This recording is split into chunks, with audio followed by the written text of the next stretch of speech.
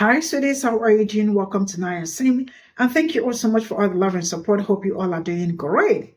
The fact that some people are going to look you dead in the eyes and tell Black people that, them withdrawing from Palestinians, it's really horrifying. It's horrible.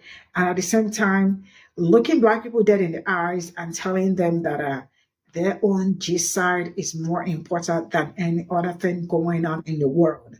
And for that reason, you are supposed to, think of us first before any other person. The truth is that there are so many Black people also, joining them and screaming that,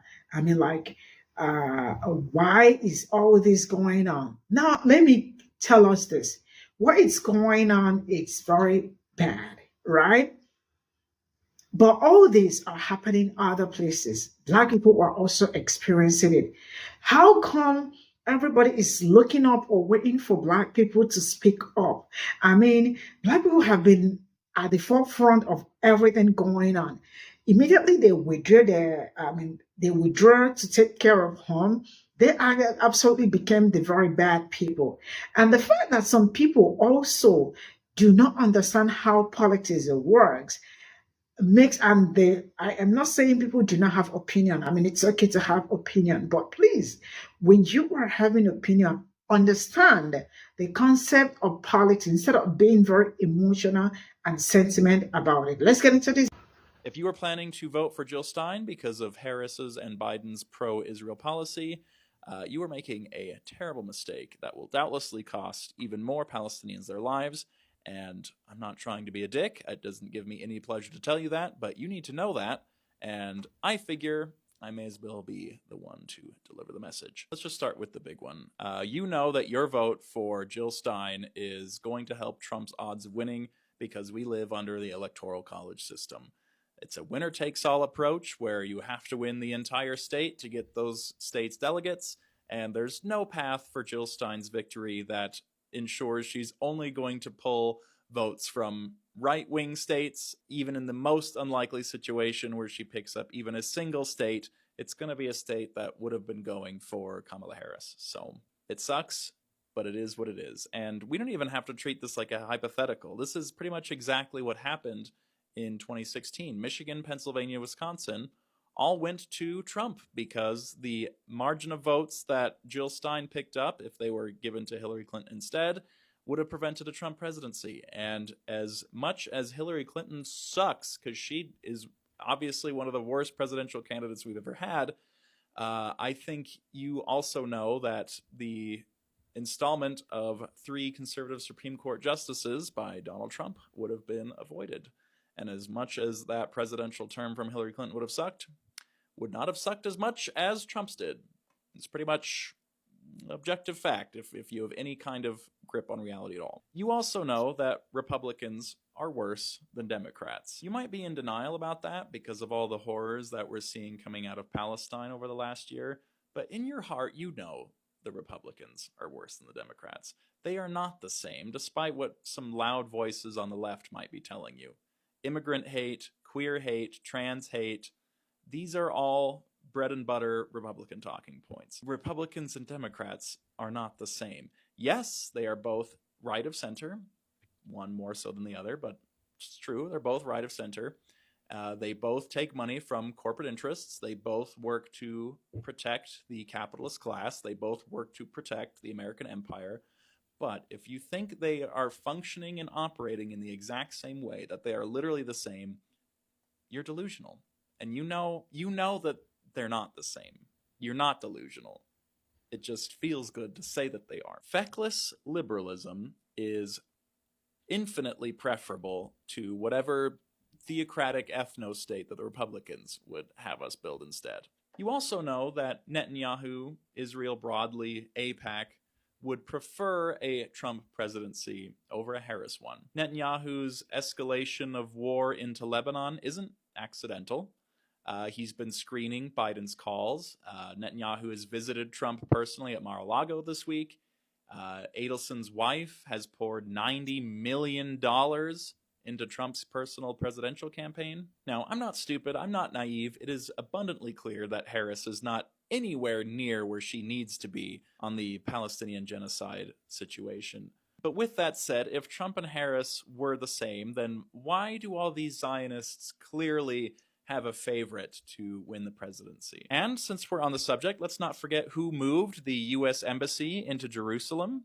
And let's not forget who ripped up the Iran nuclear deal. Both of these things, which have proved to be incredibly destructive for the stability in the Middle East. Just throwing that out there. You also know that the two-party system in the United States is fundamentally broken, or perfectly designed, depending on who you ask, to protect the class divide. Neither the Republicans or the Democrats have true populist interests at heart, and if we're going to save ourselves, and not just ourselves, but the entire planet from climate change, then something needs to change. You're right. You're right on this point. So, you plan on voting for Jill Stein, not because you think she actually has any real shot of defeating the Electoral College, but to give the Democrats a fat middle finger and to maybe, just maybe, pull 5% of votes nationally to maybe, just maybe, qualify for the public presidential campaign grant money, which might help the third-party chances in future elections. But what does that mean in practical terms? Well, if the Green Party had been successful before, that would have equated to about $20 million, which isn't nothing, but when compared to Donald Trump's $600 million in 2016 or Hillary Clinton's $1.2 billion, $20 million is essentially nothing. That is a drop in the political spending bucket. How many election cycles would we have to go through to improve that 5% figure where the money coming in would even come close to approaching a competitive amount against the Democrats and Republicans? How many years would that take? 16?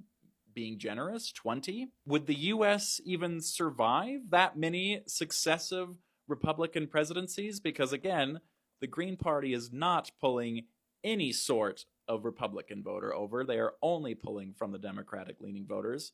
So that is, what, 16, 20, 24 years of back-to-back Republican presidencies? They stole the election in 2000 against Al Gore. They denied Obama his Supreme Court picks. Trump's presidency, the 3 Supreme Court justices that he was able to install, obviously totally dismantled Roe v. Wade, have attempted to grant their guy sweeping illegal immunity because he's the president. In 20 years, if Trump wins now, do you really think these institutions, what few that still remain to defend the average person, are going to be even capable of withstanding that long? Republican politicians are shameless. They are so transparently drawn to power that they will say and do anything to get it. And we know this is true, and we know that they're particularly emboldened because Project 2025 was not a leaked document. This was a forward-facing, public-facing document for the entire internet to see. It has never been as bad as it is now. And just, again, to remind you, the insinuation that the Republicans and Democrats are the same is ludicrous. It's just ludicrous. I don't know what to tell you. And for the record, that presidential grant money only applies to the presidential race. There's no way they can use that money for down-the-ballot races.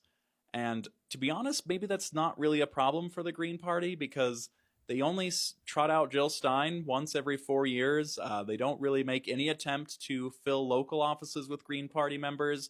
They don't make any serious effort to get any Green Party members in the House or the Senate, which they ought to, because even in the event of an extremely unlikely Green Party president, they will be remembered as being the least effective presidential administration in history because they don't have any allies, any candidates in Congress to accomplish any of their policy goals. That might be a recipe for the literal worst, least effective presidential administration in history, except for that one guy who died a month into office because he got some kind of incurable cowboy disease. That might be the number one least effective presidential administration in history. But that's a high bar. It is going to take decades to build a substantial, sustainable third-party movement in the United States. And there's no way to build a sustainable grassroots movement by jumping to the head of the snake, the highest office in the land, and for all the down ballot stuff, just hoping for the best. That's not how you build institutional power. And this is why Bernie Sanders decided to run as a Democrat instead of an independent. And it's why he decided to endorse his Democratic opponent as opposed to dropping out and picking up a third-party nomination. And I was on the Bernie Sanders campaign, call me biased, but I trust Bernie Sanders' political instincts far more than I do Jill Stein's or Cornel West's. Look, politics is incredibly unsexy. In fact, it's hideous, it's ugly, it's foul work.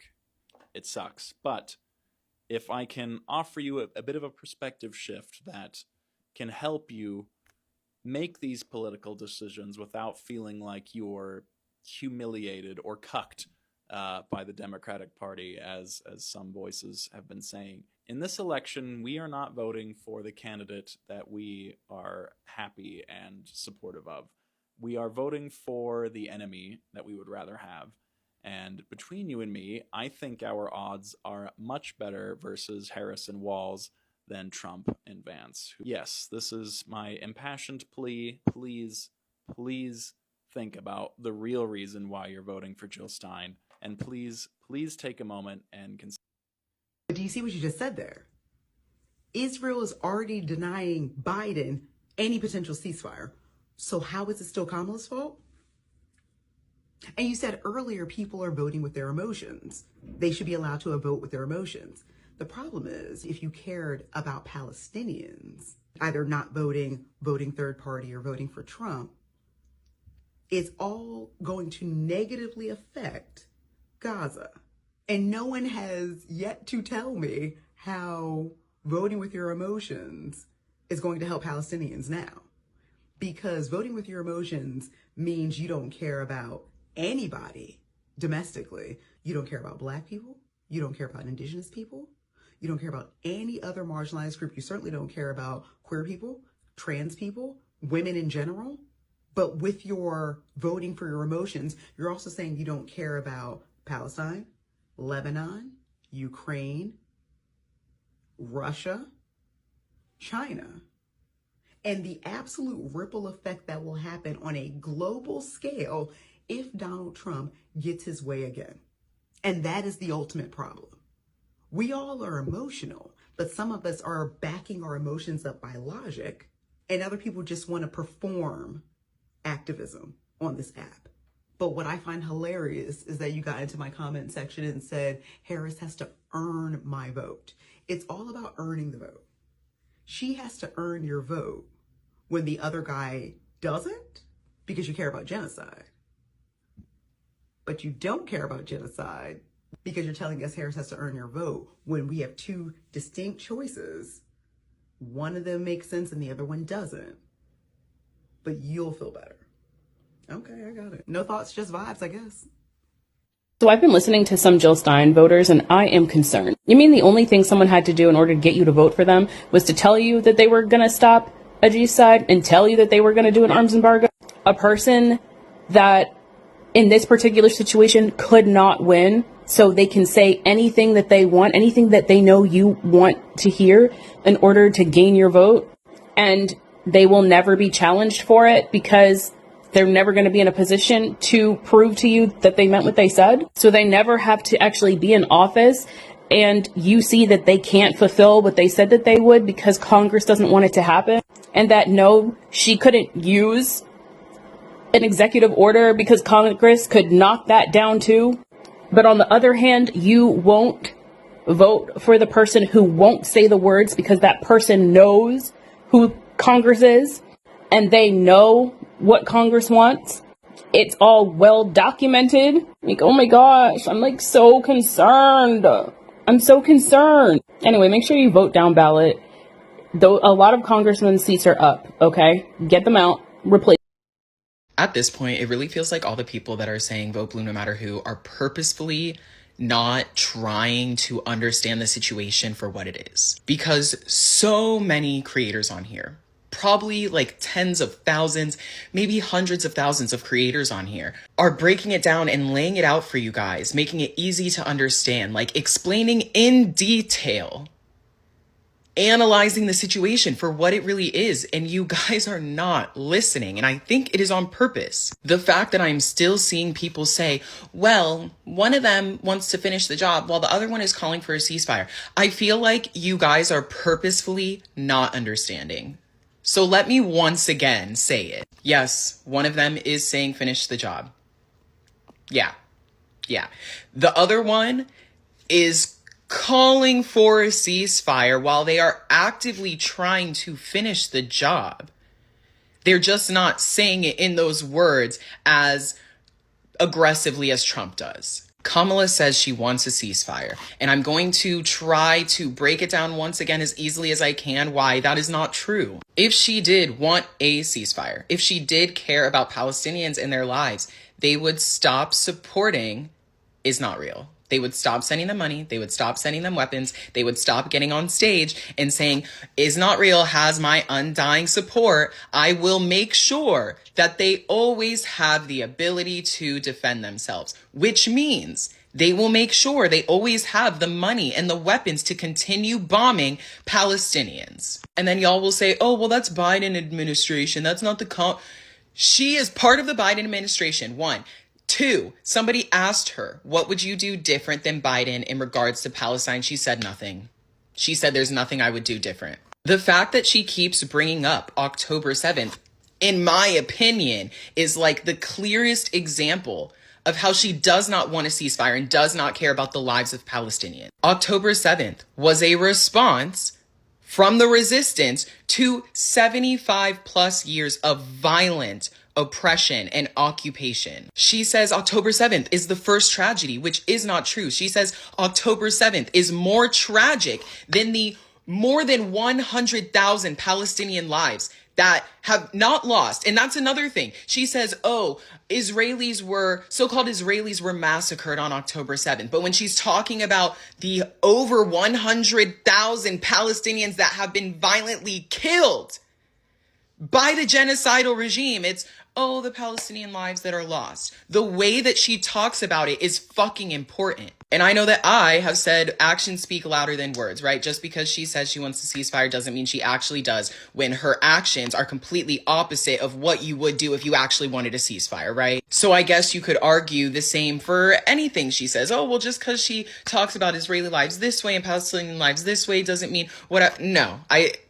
her talking about those things in different ways, the way that she does, leads to American people sympathizing with the genocidal regime instead of the Palestinian people. Her saying that she wants a ceasefire makes the American people think, oh, she does care, when actually she doesn't. Like, her words are important, yes. But just because she says she wants a ceasefire doesn't mean she wants a ceasefire. Well, it's going to happen faster under Trump. That's not the fucking point. The point is it's happening now. It's been happening. And no matter which one of them is elected, it's going to continue happening. And we are not trying to convince you guys that Trump is going to be better for Palestinians. No, we're trying to help you guys realize that both of them are fucking horrible for Palestinians. The genocide is going to continue no matter who is in office, and that exactly is the problem. The problem is the system is trying to force us to choose between two people who are both going to be committing genocide. And the most common talking point I see people using the past 2 or 3 weeks is, oh, well, Trump says he wants to finish the job and Kamala's calling for a ceasefire. Again, what I said in the beginning of the video. You're right. Trump has said that he does want to finish the job. Israelis have said that they would prefer Trump to be in office so that the job can get done faster. The Biden administration, the administration that Kamala is a part of, the Democratic administration is currently trying to finish the job. Neither one of them care. And then y'all will also say, oh, well, we can protest easier under Kamala. We can this and this and this. Well, we've been protesting for the past year. And what has happened? Absolutely nothing. Actually, the death toll has only gone up and up and up.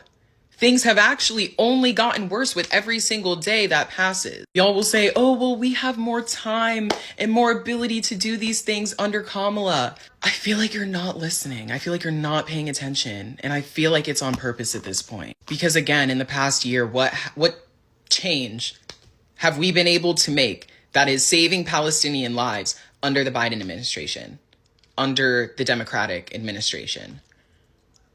Again, they asked Kamala, what would you do differently than Biden? She said nothing. She said Israel has her undying support, and she will make sure that they always have the ability to defend themselves. That is a nice way of saying that she wants them to finish the job. Maybe not as soon as Trump, but she does want them to finish the job. She does not want a ceasefire. If they wanted a ceasefire, they would stop sending weapons and stop sending money. And yes, the US isn't the only one that's providing them with money and providing them with weapons, but a significant amount of Palestinian lives would be saved if they did that. The absolute carnage that they are doing in Palestine right now would be significantly decreased if they stop sending weapons and stop sending money. If they were to get on stage and be like, no, we condemn Israel, we condemn everything that they've been doing, blah, blah, blah, blah, blah.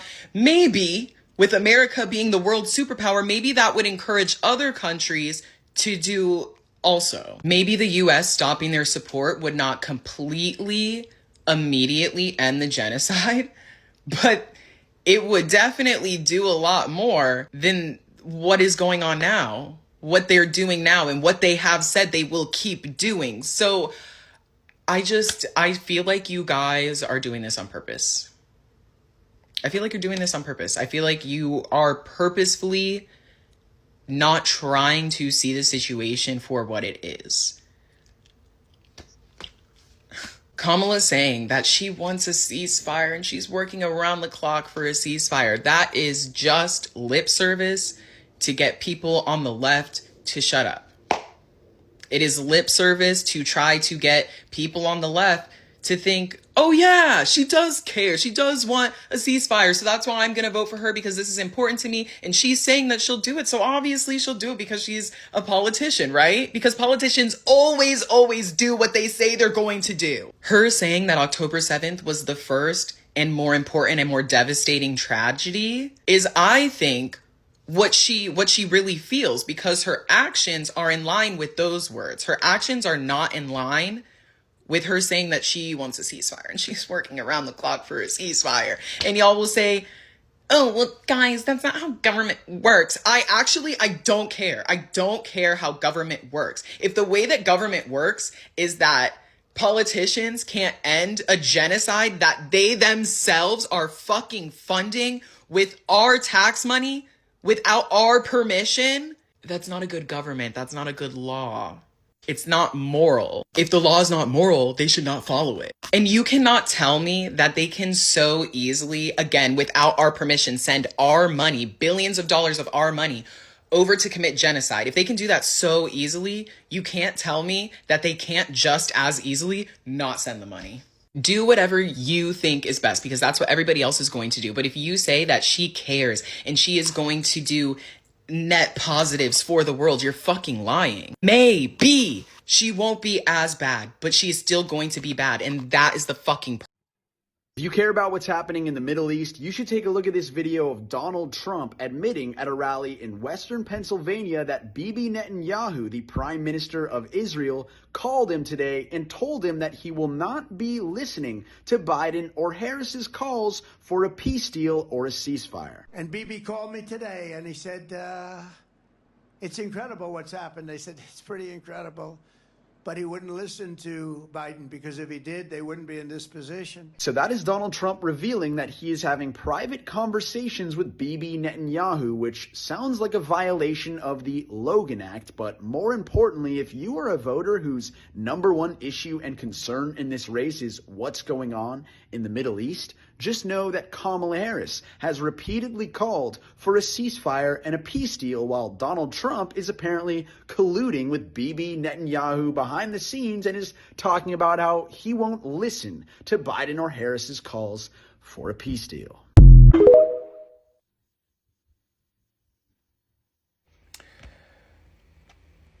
We keep using voting as harm reduction as a knife or a thorn against leftists who are not participating in the presidential election of Kamala Harris or Donald Trump, because genocides is a hard line for us. But it's making me angry because they're only using this against leftists when many of these leftist organizers do work in the field of harm reduction and social justice and human rights like I do. And when these initiatives that are largely local, some are funded by the state, some are not, reach a federal or a national stage, many of the constituents of both parties usually don't vote for these initiatives because they cost too much, or super PACs or public affair committees try to weasel their way in there because our government, capitalistic, colonial, imperialistic, requires sick people, requires a marginalized group of people, and require a mass incarceration of a demographic of people to thrive, even though path to citizenship would provide trillions of dollars to our economy, would not only boost our GDP, but would also help our local economies, our education systems, our entrepreneur programs, etc. But whatever. But I figured I would give you real examples, actual examples of harm reduction, because voting is not harm reduction. Public health harm reduction, needle exchange programs, safe injection sites, and naloxone distribution to help with opioid overdose reversals. Housing and homelessness. Housing First initiatives offering housing to those with preconditions. And removing, these barriers for addressing homelessness without forcing people to meet arbitrary standards for assistance. Safe spaces for unhoused individuals, establishing encampments or shelters that provide basic needs, water, sanitation, and healthcare. While long-term housing solutions are worked on. Criminal justice reform, particularly working on restorative justice initiatives. Encouraging rehabilitation and reconciliation between offenders and victims rather than punitive measures, reducing the harms caused by incarceration. And decriminalizing non-violent offenses like drug possession, focusing on treatment and community service. Policing and community safety, divesting from police and investing in social services. And also providing mental health crisis teams to respond to mental health events without sending armed police to their doors, resulting in the unaliving of victims. On the heels of Hurricane Milton and Helene, environmental harm reduction, reduction of the use of single-use plastic, promoting the use of reusable items, and carbon offsetting programs. Addressing economic inequality by offering a universal basic income. Worker cooperatives and collective unionization. Community ownership. Education and awareness. Trauma-informed care and education. Intersectional activism and advocacy. Organizing around systems of oppression, building collective power, reducing harm to vulnerable groups, and dismantle exploitive systems. Food access, such as pantries, local pantries, and local gardens. These things can provide emergency food relief for those who are experiencing food insecurity, while we are actively pushing for policy changes that address poverty and socioeconomic violence, decriminalizing sex work, and providing health services and safety kits to stem the rising trends of STIs, with providing testing and safeguards, such as resources that don't judge folks for their sexual activities. We provide them resources and education and safeguards, repeating this because I like this the most, such as testing, PrEP, etc. International relations and anti-imperialism, which would focus on international cooperation and diplomacy, while providing direct humanitarian aid to local economies, local businesses, locals who have been affected directly from economic sanctions. Harm reduction is used to reduce the suffering that is already happening. These are interim safeguards that you have in place to tell someone that voting for one over the other is harm reduction when both contribute direct harm is itself harmful. And I'm sick and I'm jumbled, and I hope you got that in 6 minutes and 15 seconds. Go in grace.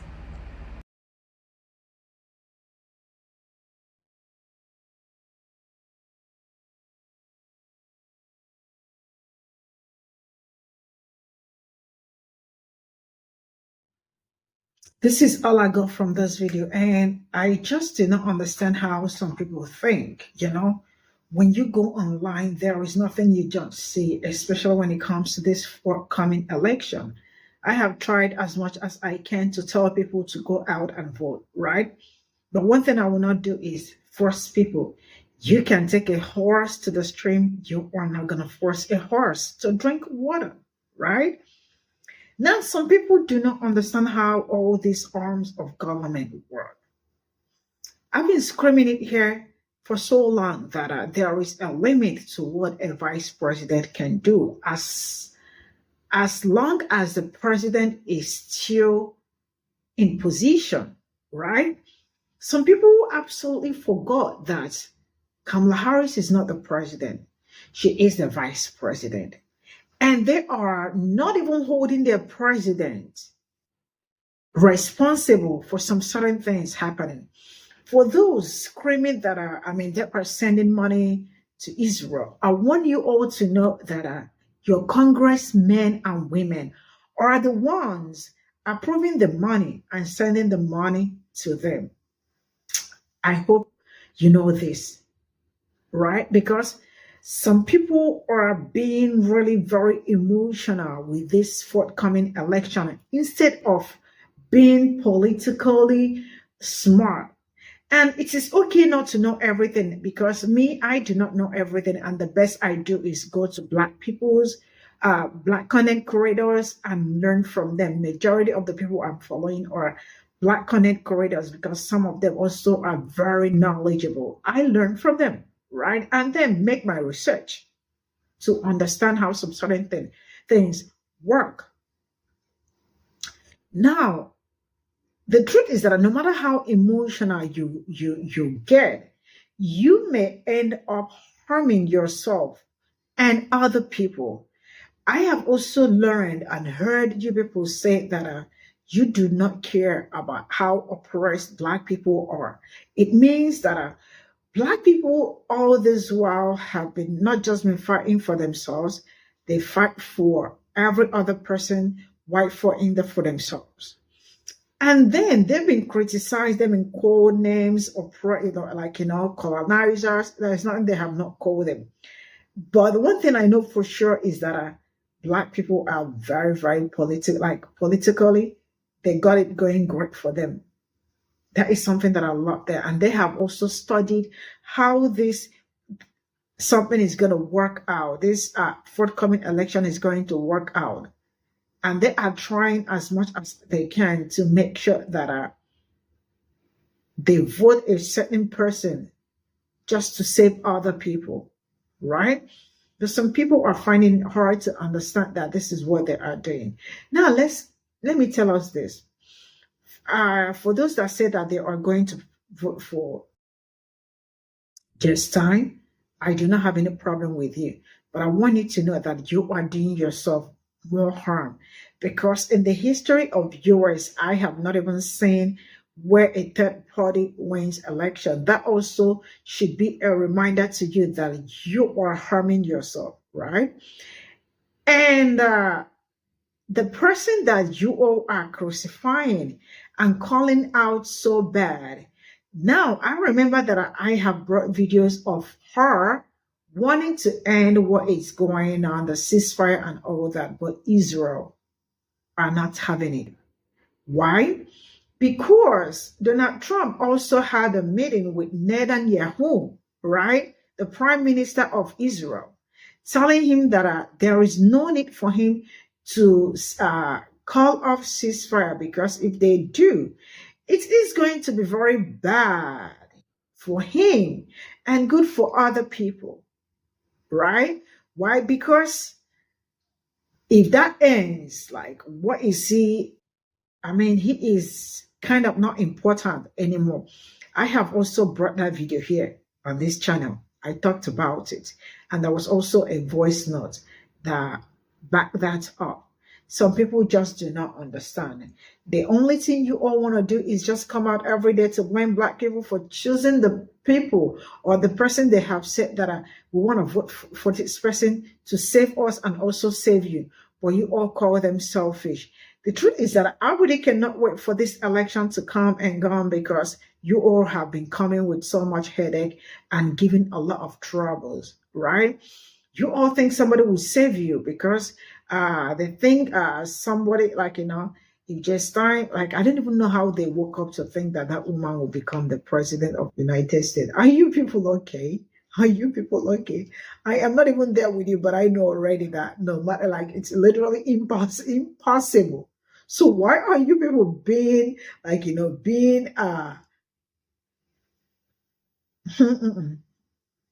not even being reasonable with yourselves. And you want us to do miracle and manufacture, like, do magic. There is no magic this time around. And for those that said we are not voting because of what is going on, I really hope that you people, I don't know, I know what, but I hope that your dream comes true, so that the person that said, let's finish the job, like the other, I don't know if he's sorry to say this, please, I do not blame me. The young lady, I don't know if he's a man or woman, and I do not want to mistake anybody for anything. Please do not blame me. I am just fighting in between the one with locks. I don't know if he's a man or a woman, right? But what I am going to tell you is that you kept emphasizing on the fact that I mean, somebody is saying that he is going to finish, but the other one is saying that I am going to call off the I am going to try as much as I can to call to call for ceasefire, which they've been trying so hard to do, and it's not working out. I would rather go with somebody that is saying I am going to finish, that somebody saying that I am going to call it off. But I mean, within her heart, she wants the genocide to continue, according to what she said or what he said. Please, I'm sorry for using he and she. I'm just a little bit confused, all right? So that is it. Not until you all wake up and know that politics is not got nothing to do with sentiment and emotions. You have to tackle it the way it is. See you all in my next video. Bye for now.